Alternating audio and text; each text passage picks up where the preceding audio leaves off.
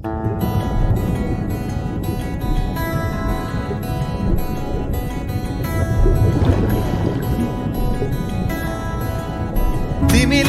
காளை மேல் தூங்கும் காகமாய் பூமி மீது இருப்பேன்.